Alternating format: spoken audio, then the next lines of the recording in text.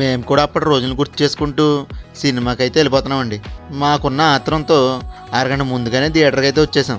ఖాళీగా ఏం చేస్తాంలే అని జిఎస్ మాల్లో అయితే దూరేసాం. ఒక అరగంట గిర్రా మాల్ మొత్తం తిరిగేసామండి. ఇంకా ఆలస్యం చేయకుండా 3D గ్లాసెస్ తీసుకొని లోపలికైతే వెళ్ళిపోయాం. ఏడు చూసినా అందరూ చిన్నపిల్లలే ఉన్నారండి. ఏంటి మసకగా కనబడుతుందని చూస్తున్నారా? అప్పట్లో అయితే 3D 4DXలు లేవు. ఇప్పుడేమో 3D 4DXలు లేకుండా సినిమాలు అయితే తీయట్లేదు.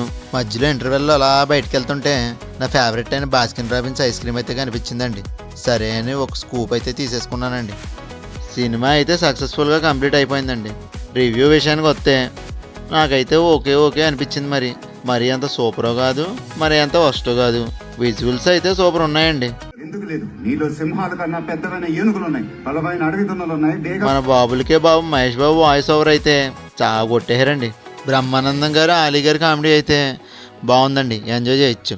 3D ఎఫెక్ట్స్ అయితే పెద్దగా లేవండి. 4DX ఎఫెక్ట్స్ అయితే అస్సలు లేవండి. మీరు కనుక ఈ సినిమా చూసుంటే కిందన కామెంట్ చేయండి మరి ఎలా ఉందో. నేనైతే ఈ సినిమాకి ఇచ్చే రేటింగు 3/5 అండి. బాయ్ అండి మరి.